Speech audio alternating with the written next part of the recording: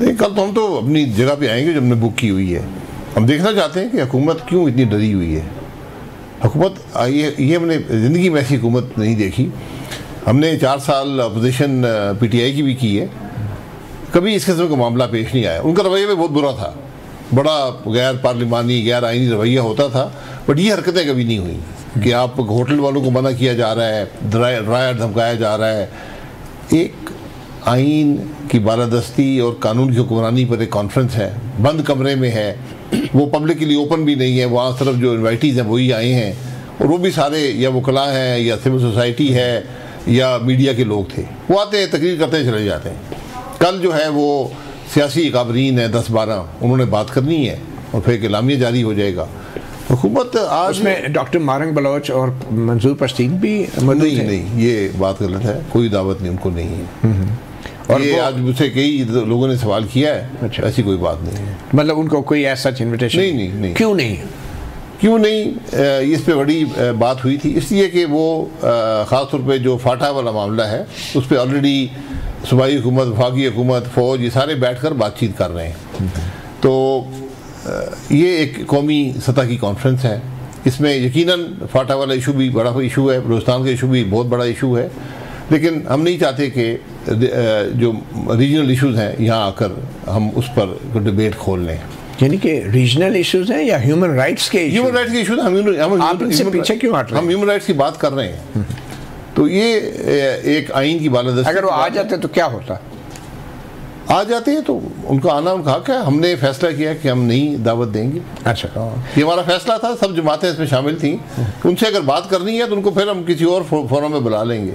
चलें। अच्छा, जो महमूद खान अचकज़ई साहब जो तहरीके तहफ़्फ़ुज़ आइन पाकिस्तान के भी सरबराह हैं, उन्होंने आज अपनी तकरीब में कुछ इदारों के किरदार के हवाले से बात की और मिसाल दी, माजी की सोवियत यूनियन की मिसाल दी। एक झलक सुन लेते हैं वो क्या कह रहे हैं। जी, ये जो नुस्खा हमारे दोस्त इस्तेमाल कर रहे हैं, ये नुस्खा पुराने सोवियत यूनियन में फेल हो चुका।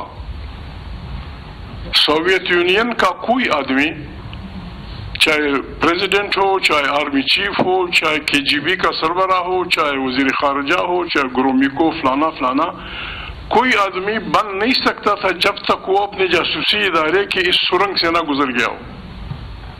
60 साल के बाद वो निज़ाम बिखर गया।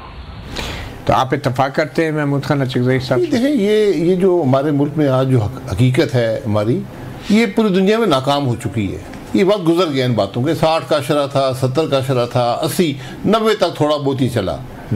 ये मामलात अब नहीं चलते। आप जबर से मुल्क नहीं चला सकते, मुल्क जमहूरियत से ही चलेंगे, मुल्क आइन से चलेंगे। जो आज हमारे मुल्क की हालत है ये चलने के काबिल नहीं है।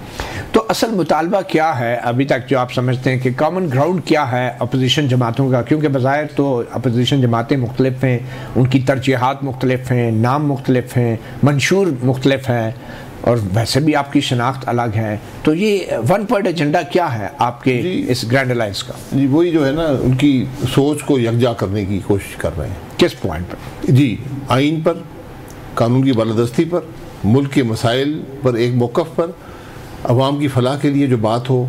ये तो अवाम पाकिस्तान का मंशूर हो गया ना। अपोजिशन जमातें इतनी बड़ी तहरीक इसलिए चला रही है, इसी पर इकट्ठे करना है। तहरीक तो बहुत बात की बात है ना। अभी सबकी अपनी सियासत है, सबके अपने मंशूर, जैसे आपने कहा, सबकी अपनी फिक्र है, सबकी अपनी सोच है, तहफ़्फ़ुज़ात है उनके आपस में, एक दूसरे के खिलाफ इलेक्शन लड़ते हैं। तो इसलिए हमें उनको यकजा करना है चंद बुनियादी नुकात पर, जिस पर हम काम कर रहे हैं। ये समझें कि उसका एक पहला स्टेप है उनको इनकी सोच को यकजा करने में। तो इसमें मौलाना फजलुर रहमान जमीयत उलमा इस्लाम ग्रुप का क्या रोल है? क्या उनसे रब्ता किया गया? उनका क्या जवाब था? जी, वो भी शामिल है इसके अंदर। आज कोई नुमाइंदा भी नहीं था उनका? नहीं, वो कल आएंगे। कल आ रहे हैं? मौलाना साहब आ रहे हैं? नहीं, मौलाना साहब तो शायद जूम पर करेंगे। अच्छा। लेकिन हमें लियाकत अपने गफूर हैदरी साहब आएंगे। मौलाना साहब, मैंने कहा ना, उनके तहफ़्फ़ुज़ात हैं PTI के साथ।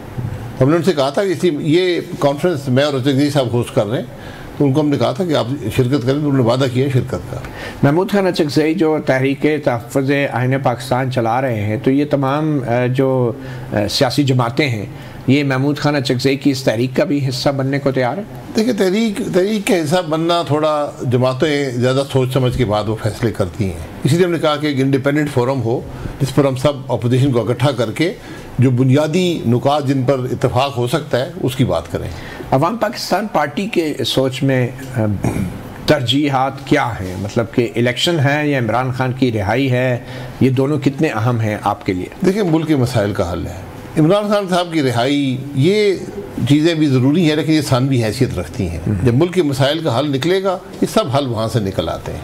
ये कोई नई बातें नहीं है। इस मुल्क के वज़ीर-ए-आज़म को जेल में डाला जाता है, इल्ज़ामात लगाए जाते हैं, सज़ाएँ दी जाती हैं, ये पुराना खेल है। लेकिन क्या ये नई बात नहीं कि एक साबिक़ वज़ीर-ए-आज़म 1.5 साल से जेल में है और कोई डील नहीं की उसने?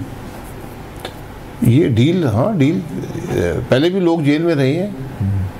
जरदारी साहब बहुत अरसा जेल में रहे हैं। डील आप किसको कहते हैं, ये आपकी राय है। मियाँ साहब भी 2 दफ़ा जेल गए हैं। वो एक दफ़ा सऊदी अरब चले गए थे, एक दफ़ा लंदन चले गए थे। उसको डील कहें या ना कि वो तारीख में छोड़ दें, लेकिन जेल तो गुजार ली ना। आज भी एक शख्स जेल में है, मैं भी जेल में रह चुका हूँ, बहुत से और लोग भी। वज़ीर-ए-आज़म हर आज जेल में जाता है, कोई ऐसी घबराने की बात नहीं है। आपकी तरजीहात क्या हैं? हमारी जो अदलिया है 26वीं आईनी तरमीम के बाद आपका भी ये मौक़िफ़ है, बहुत सी अपोजिशन जमातों का भी, कि अदलिया महकूम हो गई है, जुडिशल कमीशन ने कंट्रोल हासिल कर लिया है, हुकूमत का कंट्रोल हो गया है। और बकौल आपके अल्फाज हैं कि चीफ जस्टिस जो हैं वो चपरासी से भी उनकी हैसियत कम हो गई है। ये हकीकत है। सुप्रीम कोर्ट बार ने आपसे माफ़ी का मुतालबा भी किया है इस हवाले से। सुप्रीम कोर्ट बार कैसे क्या ताल्लुक है?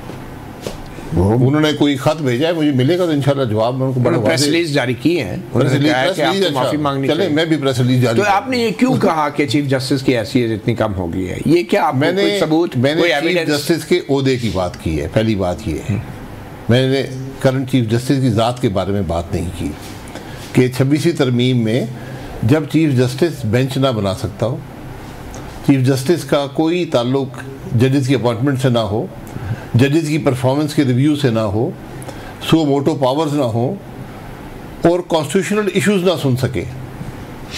सुप्रीम कोर्ट का ताल्लुक कॉन्स्टिट्यूशनल इश्यूज से होता है। जो सुप्रीम कोर्ट का चीफ जस्टिस कॉन्स्टिट्यूशनल इश्यूज नहीं सुन सकता, वो क्या करता है सारा दिन? उसकी क्या हैसियत है? ये 26वीं तरमीम के तोहफे हैं। ये अदल के निज़ाम को आज ताबे कर दिया गया है। इंतज़ामिया के, हुकूमत के आज ताबे है इस मुल्क की इंतज़ामिया या अदलिया। अदल का निज़ाम ख़त्म हो गया है। अब आप इंसाफ की तवक्को मत रखें, जो फैसला लिखा हुआ आएगा वही पढ़ा जाएगा। तो अब आप मौलाना फजलुर रहमान को कल आपने दावत तो दे दी है, और 26वीं आईनी तरमीम को आप कहते हैं कि चीफ जस्टिस का ओहदा जो है उसकी हैसियत चपरासी से भी कम हो गई है। तो मौलाना कितने कसूरवार है इस आईनी तरमीम को मंजूर करवाने में? अगर आप मौलाना साहब को ये चॉइस देते कि आईनी तरमीम करें या ना करें, तो वो ना करने के हक में होते। उनको चॉइस नहीं दी। जब आपने ये चॉइस दी कि ये एक बहुत बड़ी ख़राबी है जो असल मसवदा था तरमीम का, जिसको मौलाना साहब ने डाइल्यूट किया, वरना उसी रात पास होनी थी। हम तारीख थोड़ी भूल जाते हैं। तो जो पास हुई है वो उससे शिद्दत में बहुत कम है। मौलाना साहब ने इसकी बड़ी वजाहत की है हमारी मीटिंग्स के अंदर।